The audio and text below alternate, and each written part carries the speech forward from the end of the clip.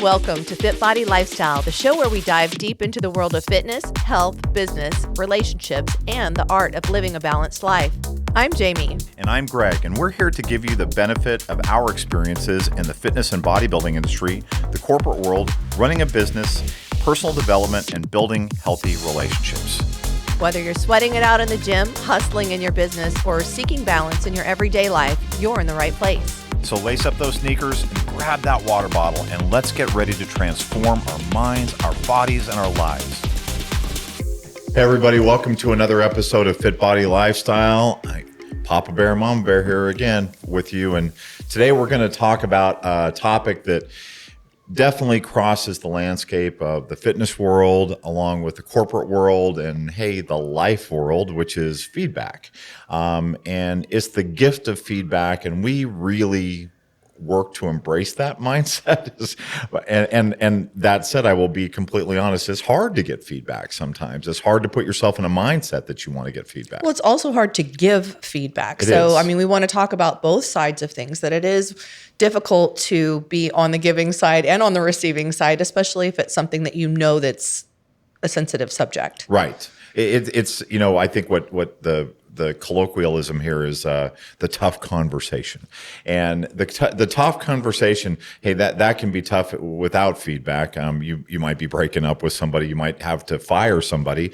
You might, there's a lot of difficult conversations that you had. You might be informing a loved one about the passing of somebody, but those are tough conversations. In this realm of feedback, tough conversations we're having is, how do you become your most effective? In other words, what's the purpose of the feedback? And that kind of harkens to something we talk about a lot, which is, do you want to be right or do you want to be effective? You knew where I was going with that. Yeah, that's literally what was going through my head. And it's definitely something I've learned to embrace because, I love being right. So yeah, the top things I can tell Jamie are, I'm sorry, that was my fault, and you are right. And probably it feels good to feel, that you were correct in your assumptions. And at the same time, like sometimes when we get so married to the idea of being right, we forget about what we were wanting to accomplish through the communication. And, that can come off, a little off-putting to the person, that you're wanting to communicate with or you're wanting to make a point with if it's just nanner, I was right. Right. Well, that is, I think, the jumping off point for this discussion is why are you giving that feedback? And I do think spending a minute just to think and set yourself on why am I giving that feedback? Hey, look, if you're giving the feedback just to cut somebody down, and man, let's face it, we get feedback every day, whether we want it or we don't. And the more present you are on social media, the more likely you're going to get feedback. And most of it's going to be unsolicited. It's just going to be feedback about people's opinions or reactions. And this kind of goes with that saying is that, look, if you're putting something out there, then you've got to be willing to receive the feedback that comes with it. And we know from firsthand experience, and I'm sure everybody out there does, that sometimes the best intentions don't always produce the best feedback. And I can think of many circumstances where people have put something out there innocently on social media, and people react to it with a very visceral reaction because your intention does not matter in terms of what you're putting out there and what may garner the feedback. People don't give you credit for your intentions. Most people don't. When we talk about our relationship, one of the things that we really focus on is giving each other the benefit of the doubt. I do not believe that exists in most outside of that close circle of people that you keep. Right. And that comes down to perception is reality. So everybody's perception is their own reality. So kind of coming back to that initial point. So if you're the person giving the feedback, really sitting down prior to the feedback and thinking through, what do I want to convey? What is the message? What is the outcome I want from this communication so that then I can structure the way I'm delivering the information to make sure that it's enriching, it's helpful. Feedback stings, especially if it's something you need to work on. So how can I deliver this in the most compassionate way and still get my point across? So I do think that varies from person to person. And I mean, you've heard me and others have heard me sometimes give some tough love in a way that's a little bit more intense when I feel like I've exhausted all other avenues in terms of getting my point across with somebody. So sometimes you do have to kind of take it to that next level of being a little bit more direct. I mean, this doesn't mean beating around the bush. It just means being compassionate in the delivery and coming from a place of, I'm telling you this because I care about you. And I know that if you are to embrace some of the ideas or the thoughts I have here, it could potentially, yield more of what you want in your life. So I think, coming from that good place and then doing our best to be compassionate while also not, hemming hawing around the point so that the person just doesn't get it. Yeah, and I had a HR person once tell me that feedback should be compassionate, kind, and factual, and that I've carried with me to this day in terms of really focusing on it. But as we again, I keep taking a little step back and thinking about what's the intent. So hey, you might be giving feedback just because you need to get it off your chest, and you don't want to carry something around. And sometimes the one caution I would say with that is that when you are giving feedback from an emotional position because somebody said something or did something that hurt you, and you don't take a pause between that reaction that you're feeling and the feedback that you're going to be providing, the potential for that feedback to be misconstrued or misdirected or misreceived, whatever you want to call it, is very high. And that's just something to weigh. I'm not saying it's right or wrong. It's sometimes something happens and you need to say it. You just know I have to say it in that moment. I am definitely one of those people that a lot of times I do need to take that pause. And I think it's interesting that you brought that up because I do think there's a time and place for both. I mean, I have a couple of our, staff members that, have told me straight up, I need you to tell me in the moment if this happens so that I can recognize it because I'm not recognizing maybe when I come across this way. So, being able to then, find a way to convey it, and we've even come up with like a word, if the, we had somebody we were working with that was, coming across a little bit abrasive. And so, after having those talks with this person and they were saying, hey, I need some way for you to let me know because I'm not recognizing sometimes when I'm doing it. So a word, kind of like a silly word to throw out there so that person's like, okay. So it's not like, hey, like stop doing that, like kind of like a safe word, instead of yelling at them or, embarrassing them in front of people, just kind of getting their attention so that they can immediately recognize it and then change it. That's one example. I think the ones, other examples where you're talking about where maybe it's more emotionally charged, the feelings are really hurt, something else is going on. I know for me, if I respond in that moment without giving myself the pause, I'm going to probably say something or at least say whatever I'm saying in a way that isn't going to really convey the care behind it. And it may not accomplish what you want to accomplish, right? Which is not effective. So, but I did want to bring up the other side of it too, though, is that in receiving feedback, and I know I'm guilty of this and a lot of us, struggle with this, you're in a moment and, you're pressuring that person to give you that immediate feedback when they are needing the pause. Sometimes that can also end up pulling out certain things because the person's getting frustrated because they're processing their thoughts and emotions. So, we're all different in the way that we do that. So being able to give people a little space for that, I think, is important too.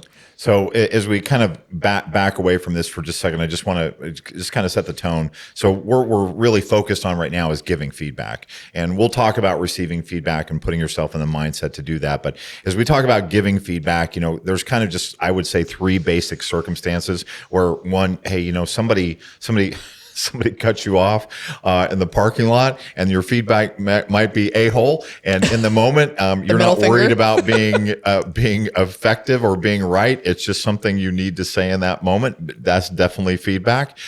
Sometimes that feedback might be, hey, my intention is to hurt this person or not physically hurt them, but verbally, hurt them. And I'm not endorsing that, but I do recognize that is a need for some people in some circumstances. So that's one form. The second form is that emotionally charged feedback. Something happens in the moment. You feel the person that you need to give that feedback to is somebody you care about, but you cannot take that pause to process how to be the most effective. So it may come across rather emotional, and it may not be received as well. And that's just something to be aware of. And that third kind of feedback then is where you do take that moment and you are thinking about, what's my purpose here? What do I want to achieve? Why am I giving this person feedback? Maybe it's because you care about them and you want to help them. Maybe it's because you need to get something off of your chest. Maybe it's because there's something that you feel that they could do better. Maybe it's something you want them to stop doing. I mean, there's a whole bunch of different motivations for that. But I don't know, do you think those three categories are generally good? Yeah, I think that's good. I also wanted to talk a bit about the modality when we're giving the feedback, because I think that's important, just as important as the aspects you're talking about, in that, we're in this quick fix electronic sort of world. So it's easy to shoot off a text or an email or something like that. And so I think that taking that step back and thinking about what is the purpose behind what I want to say, how do I want to get it across, what is my desired outcome, then the next step to me would be, how am I going to approach this? Is it a phone call? Do I want to do it in person? Is this something I can send through email or text? I do encourage people to limit that especially if it comes to something that's emotionally charged, because, when people are reading a message, they can read into it whatever tone or emphasis, that is, coming from them. So it could be taken the wrong way. It could be taken out of context. So I know what you're stuck with there, and just is that you're always going to be subject to the emotional state of the recipient when you resort to something other than a conversation where there's no interaction directly. There's no give and take. There's no back and forth. There's just, I'm going to send this text to you. You're always going to be subject to the emotional state of the person receiving that, and whatever lens they happen to have available at that time. Exactly. So then if we're having a two-way conversation, a phone call and an in-person, I can then feel and hear from you, how you're taking what I'm saying. And then if something is taking a little out of context, I can immediately go, oh, wait a minute, that didn't come across. That's not what I meant. Here's what I actually meant. Whereas if you're just sending over a message that's just a one way, there's no, reciprocal interaction going on, then that person may get upset, frustrated, whatever, and not even, give you any kind of feedback. So that's why I feel like when it's the more important the message is, the more potential it has for, triggering, I know you love that word, triggering that person's emotions. Not so much, but yeah. The more important the phone call is. And usually like as a coach, if I know I'm delivering, some news or some feedback that I know that could be taken personally, most of the time I'll just say, hey, do you have a few minutes to jump on a call? Let's talk this through a little bit. And I feel like that helps to convey the message as I intend it. They can hear the tone in my voice. They can hear the care and the thoughtfulness that went behind it. And I was thinking about, I think I told you this the other day, punctuation matters in life. And definitely texting has a tone to it, whether you want it to or not, it does. And it's the difference between, the phrase, let's eat, grandma versus let's eat grandma. Okay. Those are two different things, but, and I use that as a joke, but at the same time, I mean, you put a comma somewhere, you use a the instead of an and, whatever the case may be, an and versus a but versus an and, you're going to get that. You're going to get that reaction from somebody. Well, and I dictate all day long. Yes. So sometimes I don't know how these apps decide where to put some of these punctuation marks, but I have to go back through and read it and take out, random, it puts a period in the middle of my sentences sometimes, or puts commas where I don't intend them. So it could definitely change the meaning of what I'm intending. So as we talk about the setup here for the conversation, it's funny because we've had this. We were just watching a recent episode of The Bachelor, one of our favorite shows. Yes, we're Bachelor fans, Bachelorette fans. So be it. Go ahead, let the trolls come out and just malign us. Oh my God, I can't believe dirty little pleasures. So we're watching an episode of The Bachelor, and one of the bachelorettes wants to talk to the Bachelor. She leaves a note in his door that said, "We need to talk." Okay. And I think about that. So we need to talk, meaning that she wanted to give him some feedback or express to him how she was feeling. But as the recipient of that note, and if you're out there and you've never received we need to talk voicemail, we need to talk note, we need to talk text, whatever the case is. If you have no idea what I'm talking about with this, well, I'm glad. I think for 99.9% of everybody else, we have gotten those, hey, we need to talk emails or texts or whatever. How do you navigate that though? Well, it's actually funny because I'm one of the guilty people of sending those, and it's, I just want to know if someone's available. Right. And I've had that multiple times. People are like, is everything okay? And they're freaking out between the time I send the text and when we, get on. So I've learned to put a little caveat, nothing urgent, just wanted to chat or catch up. Even if you do that, it still has the potential. And I mean, So what's the solution? Well, I will tell you the solution I asked for my boss at my other job was because she would do this consistently to say, do you have a minute to talk? And I would always say, hey, I will always make time for you to talk. If you can just give me a heads up on what we're talking about, that would really help me kind of set my mental framework for that conversation. And I'm not telling you it worked every time, and most of the time she didn't do it, but I do appreciate hey, do you have a minute to talk about this? And I get why the hesitancy to do that, because I think there's a fear that, oh, hey, I'd like to talk about our relationship, or I'd like to talk about, what you said last night. And if you put something out there like that, hey, can we talk about what you said last night? And man, if I'm the recipient of that message, I'm like, oh my God, what did I say? So it's not a fix. It's something I prefer, just to have a heads up for what we're going to talk about. I think anytime you send a text out, do you have a minute to talk? A lot of people are going to think that same thing, especially if something happened, especially if there's a difference in the positions, like if it's an employer-employee. I do think that it's hard to avoid that, and you may not be able to avoid it. But at the same time, I've made the call and just picked up the phone and called somebody, and then get a voicemail, and then you have that same dilemma of, okay, do I leave a voicemail and say, hey, I really want to talk to you about this, that, or the other? And yes, I can transmit a little bit more emotion in a voicemail. Do people even leave voicemails anymore? Because boy, our kids will not leave a voicemail at all. I feel like people use voice notes before voicemail, which I'm not a huge fan of either. Yeah. But the question is there any way around that? And my thought of this, to answer my own question, is I don't believe there is.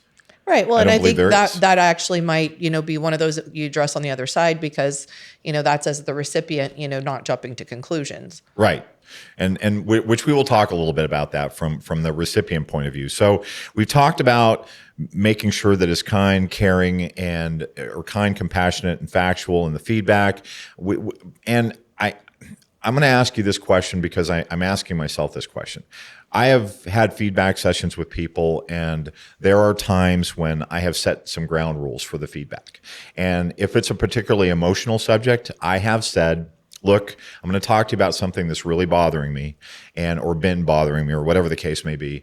And I need you to understand I'm still processing my thoughts about this a little bit.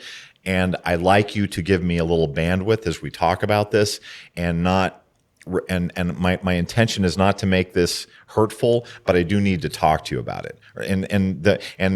So other ground rules. Hey, what we talk about here stays between us. Whatever other ground rules. Have you ever done that? Yeah, I'm sure that there's been times that I've set the tone for a conversation. I do feel that it's kind of like the thing that I know you love. No offense, but.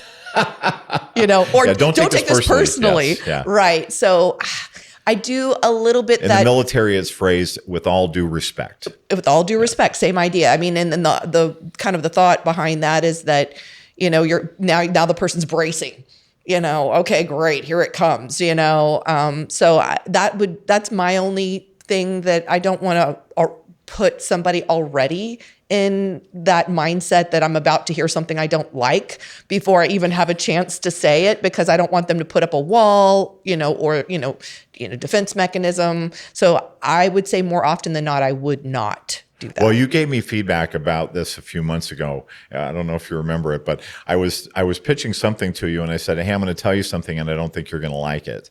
And the feedback that you gave me is that is as honest as I was in that moment about just telling you I don't think you're going to like this. You said that when I said that to you, how did that make you feel? Immediately, I just already assumed I wasn't going to like it. Yeah. So, I mean, I went into hearing what you had to say with a preconceived notion that, I don't believe is the notion you wanted me to have. So that's why I did give you that feedback. Like, let me know what it is first. Let me make my own assessment.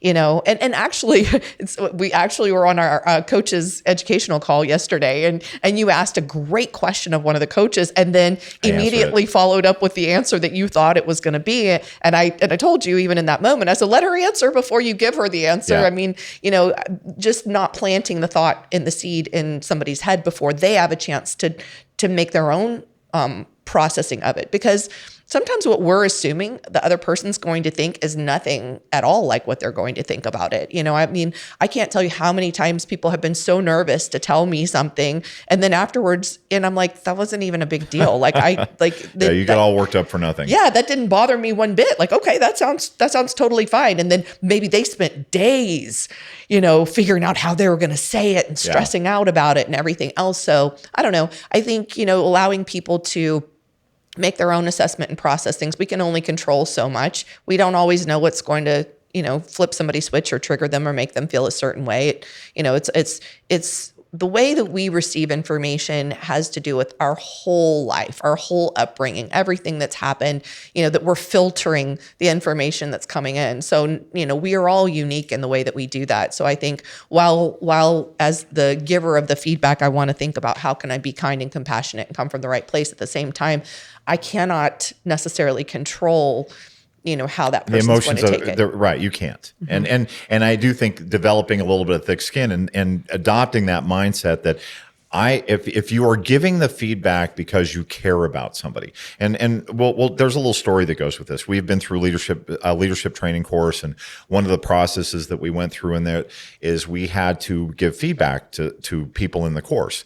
And one of the ground rules for this exercise that we went through is that we would stand across a much closer, maybe half the distance of what we are on this table, so maybe 2 feet apart, 2-3 feet apart. You're eye to eye with that person, and you had to tell that person that I don't care enough about you to give you feedback about how you can be better.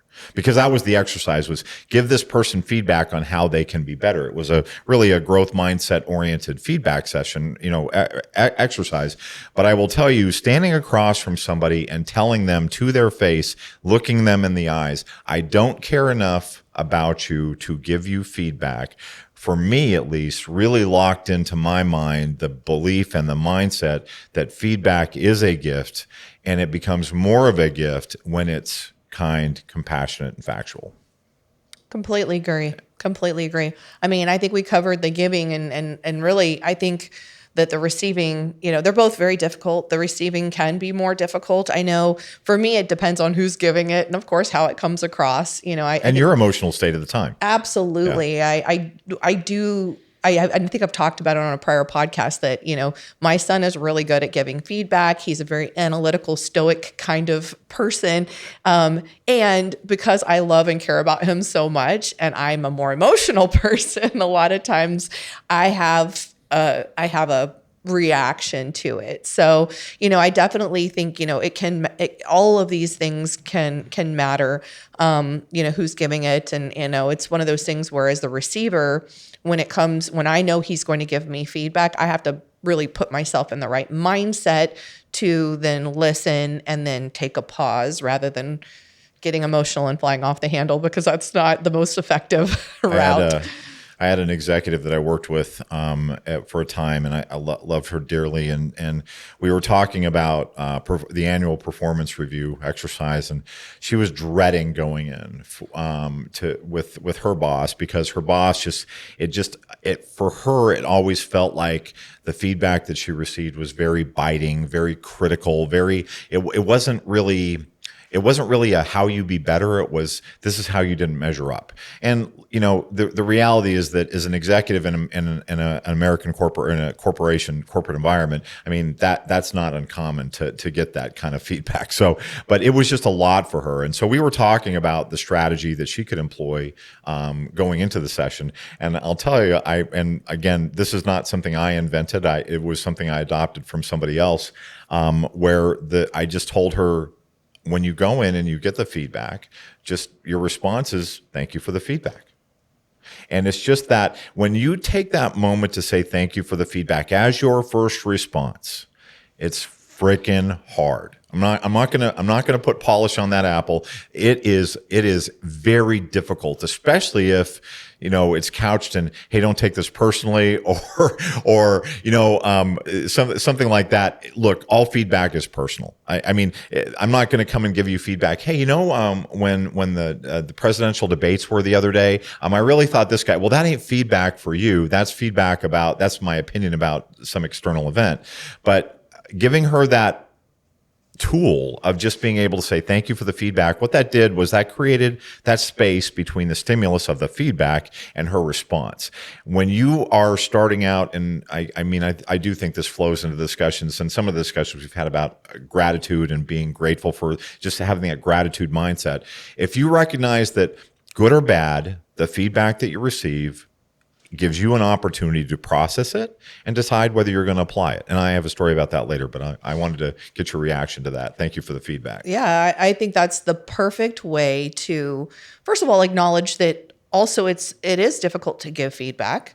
So thank you for taking the time, the energy, the thoughtfulness to let me know. I mean, there's nothing worse than, somebody being upset or not liking something that we did, and then, time going on and it just driving a wedge in the relationship, or, keeping you from moving forward in the job, depending on, who the person is in the situation, rather than giving the feedback right away. So then you have an opportunity to course correct. So, so just acknowledging that first and foremost. And then next step, I would say, is at that point coming from that place of curious. So, it's so easy to go into defensive mode and start to defend your position rather than, help me understand a little bit more. If it's unclear or you're not agreeing with the feedback, maybe digging a little bit deeper to find out, is there something I missed? How did this come about that you perceived it this way when I was coming? So, really coming from curious can keep that line of communication open. Whereas if we go right on the defense, then we're shutting the communication down. You're going to walk away from it with no resolve, and then that issue can continue to just ruminate. I think Brene Brown calls this rumbling with vulnerability, and I do really love that notion of being vulnerable, and feedback is a point of being vulnerable. The story I love to tell about this, I shouldn't say I love to tell, it's just the story I think about with feedback is, it's the Christmas of 1976. Most of you were not born back then, but Christmas of 1976, I get a Minnesota Vikings football helmet, shoulder pad set, and a jersey from my favorite player at the time named Chuck Foreman, number 44. And man, that was the best gift. I don't know what else I got for Christmas except for this next gift I'll tell you about, but I don't know what else I got for Christmas. I put that uniform on, took some really embarrassing pictures, which thank God there was no internet and digital digital landscape at that time. They were really embarrassing pictures, but I have plenty of embarrassing pictures of you though. You so do. That's good. And I literally slept with that helmet on that night. Okay. Just to tell you how much I love this thing. And the football thing came from Sears, which anyway, those of you who were alive back then may know that Sears used to sell these NFL packs, but the same Christmas, I got this sweater from a dear aunt, and the sweater had every color in the visible rainbow on it. It had one sleeve that was a little bit longer than the other, and the neckline was a little bit askew. It was just uneven. And I called up my aunt. I said, "Hey, thank you so much for the sweater. It's beautiful. I have it right in front of me." And I did. And then after I hung up the phone, I took that sweater, I folded it up, I put it in my closet, and I never saw that sweater again. I never wear it. I never wore it. I didn't do anything with it. The point of that, how that relates to thank you for the feedback is, feedback is a gift. And when you can embrace that mindset, then you can treat both the thing that you wanted and the thing that you may not have wanted equally, which I did. I was happy to receive both of them. Now, you might be saying, well, Greg, if the sweater represents critical feedback, then you just ignored it. And that's not how I think of it. And that's not how the metaphor goes. It's simply that some feedback you put on and you wear, other feedback you pack away in your closet, and it's your choice about what you do with the feedback. And so that's really that the metaphor that is that story that actually is a true life story. Wow, that's super powerful. As you're talking, and I'm really thinking about, something you had mentioned earlier, which is, the feedback we get, unsolicited feedback on social media. And as you said, when we put ourselves out there and our pictures, our videos or whatever, and they're public, then of course, then it's open for people to express whatever they want to express. Also in this world of competitive bodybuilding, we get feedback from the judges. And, this is to an extent a subjective sport. I mean, it is through the eyes. It's not like a marathon where whoever's foot crosses the finish line first is the winner. And especially in the bikini division, which is the primary division we coach for, there is a level of subjectivity. I mean, there are certainly certain things we're looking for and that kind of thing. And that's where feedback is so important. It's interesting how in our world today, there are, some armchair quarterbacks, people that go on and critique. Trolls. Well, there's trolls, but there's also people that aren't necessarily trolls, but they're people that are out in the industry and do breakdowns of the shows and things like that, which I think are great. At the same time, their opinions, and those can be taken one way or another from the people that are getting and giving and that kind of thing. So feedback is coming to us from every angle, whether it be the people that are close to us and care about us, the unknown people from social media, people within our industry that we may respect and be interested in what they have to say, that may have things that are hard to digest, things like that. I think it's really important as a receiver to be able to, first of all, think about who's giving this feedback.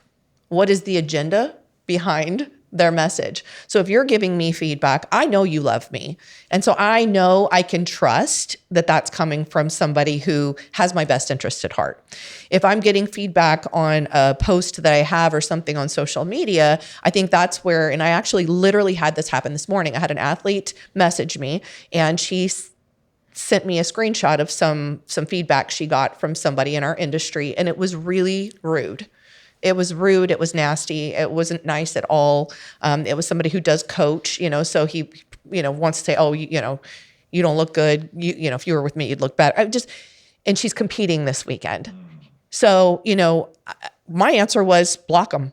Yeah. Block them. If somebody's coming from a place, first, even if the feedback that person gave was correct, at the same time, what she needed to do and what I walked her through doing is thinking a little bit about what are the intentions of this person? Why would they want to say the things that they said? Is this something that you need to consider or have affect your mindset or your emotions going forward? So I think it's really, really important to think about what is the agenda of the person who's giving you the feedback. Is that feedback applicable? Is it useful?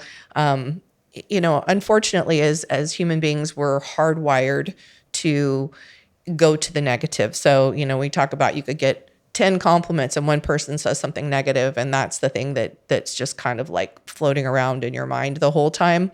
And forgetting about all those positive things. So, as a receiver of feedback, which we all are, I really feel like we need to be able to train ourselves to be discerning. If especially in this world of social media, if we're getting, negativity and things that aren't helpful, then, we have that opportunity to block people. And honestly, that goes for real life too. I mean, people that there are some times that there are people that aren't coming from the right place, and you have to, make some decisions as to whether or not, not only do you want to keep getting that, or do you want to take that feedback into account, but do you want to continue to have communications with this person? I mean, I think it's at the end of the day, number one, analyzing where is that coming from? What's the agenda? What's the intent behind, the person sending that feedback over? And then I can start to go, do I want to apply this? And if so, how?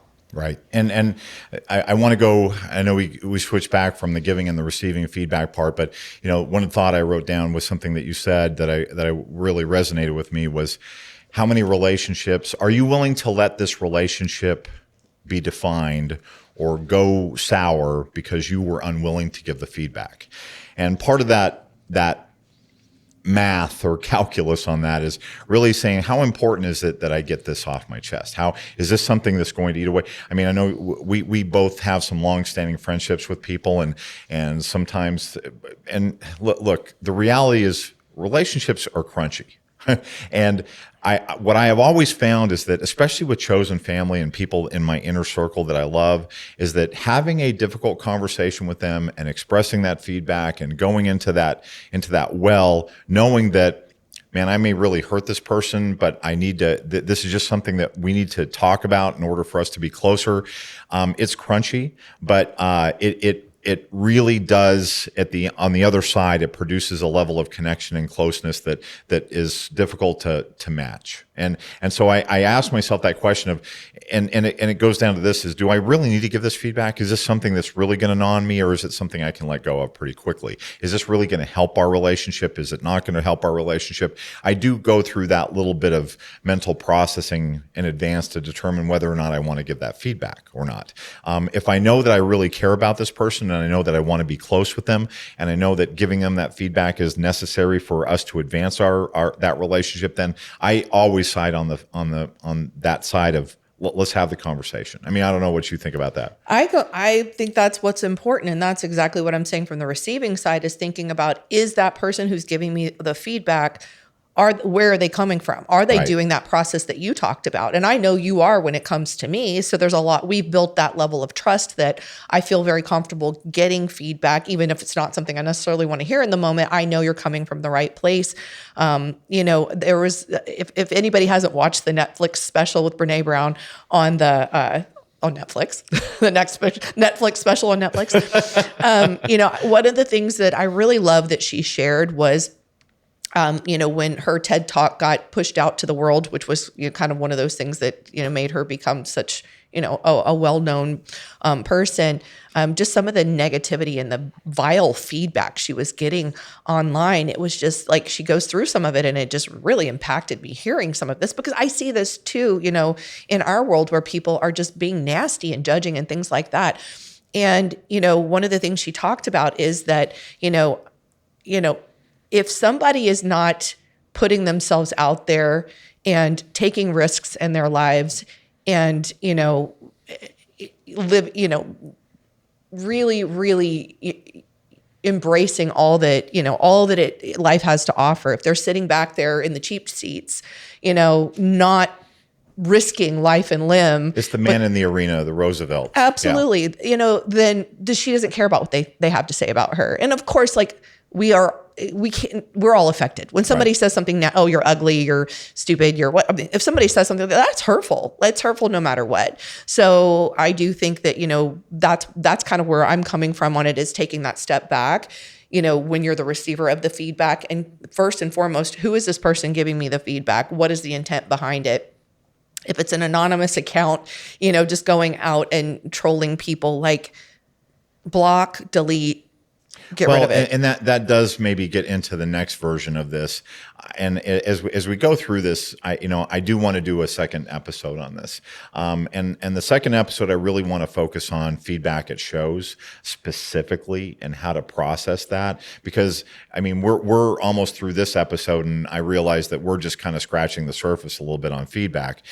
But I do think it bears mention at this time to really kind of just talk about that fact that people are weird. People are funny. I'm funny because you can get all the love. And in Brene's story, it's interesting. Make no mistake, she was getting tons of love, but she's also getting that little bit of hate. And as a person, I will tell you that it's very easy for me to focus on, I can get 12 compliments and one criticism, and I'll focus on that one criticism. And when you think about that distribution or that equity there, if you focus on the criticism as hurtful, as something that doesn't match with the other. It's, which is very easy to do. You might miss a couple opportunities. One, maybe there is something to learn from the criticism. Maybe there is something to be, we don't want yes men. We all want to be better. So sometimes that feedback in the form of criticism can be really helpful. And the Teddy Roosevelt thing that we were talking about, it begins with it's not the critic who counts. It's the man in the arena full of dust. And I can't remember the whole passage, but Teddy Roosevelt, if you want to Google it, that it's a really great passage to read if you're not familiar with it. But it does describe this thing. And it's true. It is not the critic who counts. It's the person who's in the arena that's making the effort. And I should say, if somebody's giving you that criticism to help you be better, you've got to have the mindset to be able to receive that, because there may be a jewel in there that needs to be received. Sometimes it may not be delivered in the package that you want it to be delivered in. It may not come with a bow and nice wrapping paper. It may come with a harsh criticism. But taking that pause to say, okay, stimulus, I'm going to receive this criticism. I'm going to process that. Okay, that applies or that doesn't apply, and then go forward.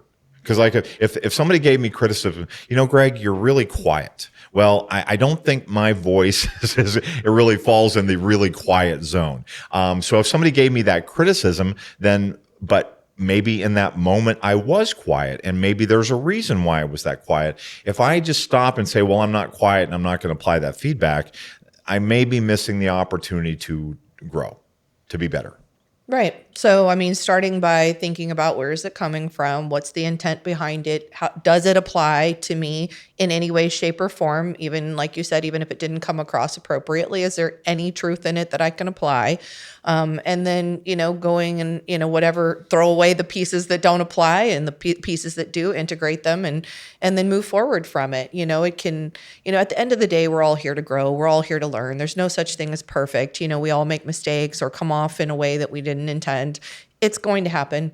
So we get an opportunity at that point to make some decisions as to whether or not we need to change our behavior or our approach, or, or our relationship with that person. And you said something earlier that I really love and I want to hit on, which is the come from curious.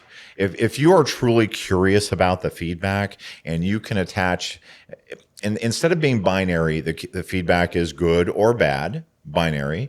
If you can come from curious and say, let me think about that for a moment. Let me ask myself that question. Is there something in that? Or let me feedback? ask you.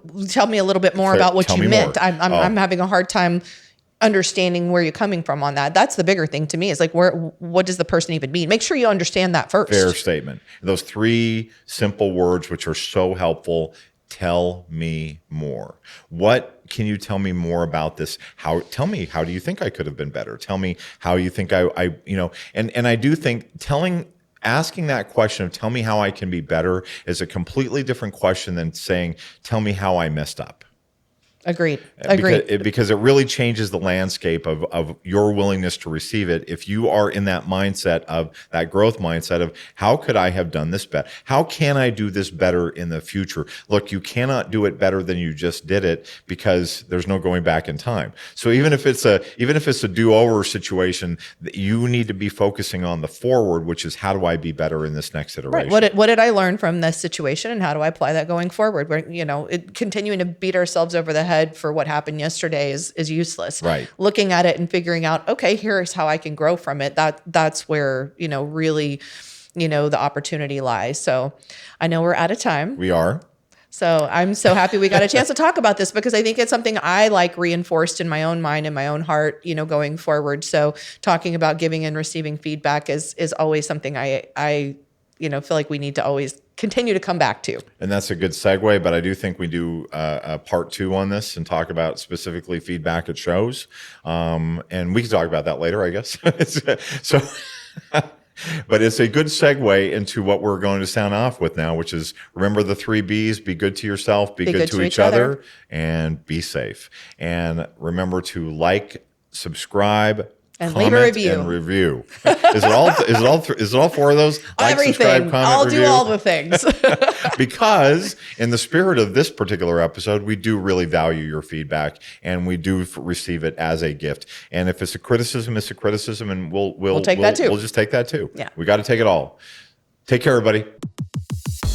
Thank you for tuning in to FitBody Lifestyle. We hope today's episode has left you feeling motivated and equipped to tackle your fitness goals, business challenges, and the daily dance of life.